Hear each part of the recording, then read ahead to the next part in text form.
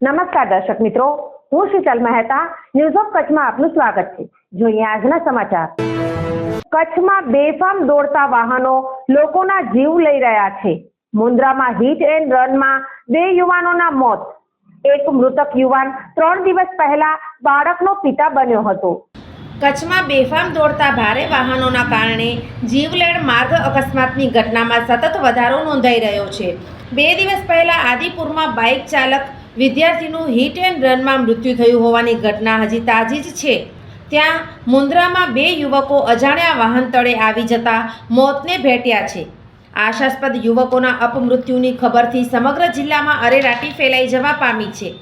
બનાવ અંગે મુન્દ્રા પોલીસે અજાણ્યા વાહન ચાલક સામે ગુનો નોંધી આગળની તપાસ હાથ ધરી છે। આ અંગે મુન્દ્રા પોલીસ દફતરે નોંધાયેલી વિગતો મુજબ રાત્રિના અંદાજિત 12 વાગ્યાના અરસામાં નગરના પોર્ટ રાસાસા પીર સર્કલ તરફના માર્ગે મીઠાના પુલિયા પાસે લાખાપર ગામના બાઇક સવાર 23 વર્ષીય સુરેશ કોલી અને વિશાલ મહેશ્વરી ઉંમર વર્ષ 23ને અજાણ્યા વાહને ટક્કર મારતા ગંભીર ઈજાઓના કારણે ઘટના સ્થળે જ તેમના કમકમાટી ભર્યા મૃત્યુ નિપજ્યા હતા। બંનેના મૃતદેહોને સરકારી હોસ્પિટલમાં પોસ્ટમોર્ટમ માટે ખસેડવામાં આવ્યા છે। આગળની તપાસ ચાલુમાં છે।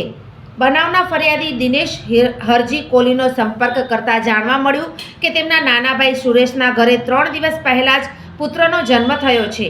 ચેન્નઈના કોચીમાં ક્રેન ઓપરેટરનું કામ કરતો ભાઈ વતન આવ્યો હતો।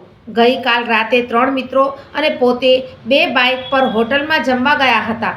ત્યાંથી પરત ફરેલા મિત્રએ રાહ જોયા બાદ તેમને ફોન લગાડ્યો હતો, પરંતુ ફોન પર સંપર્ક ન થતાં બંને મિત્રો પરત ફર્યા હતા।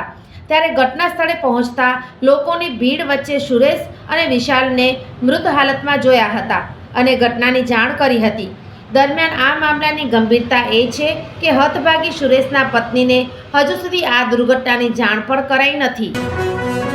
સોફ Kutch power by Opal electronics, LG best shop, Vijaynagar road Bhuj, Rambag road Adipur. Power by KC jewellers, latest fashion ડિઝાઇનના ઓર્નામેન્ટ્સનો વિશ્વાસપાત્ર શોરૂમ, હોસ્પિટલ રોડ ભુજ।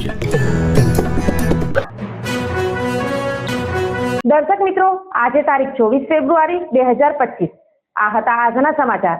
આવતીકાલે ફરી મળીશું, ત્યાં સુધી મને રજા આપશો। નમસ્કાર।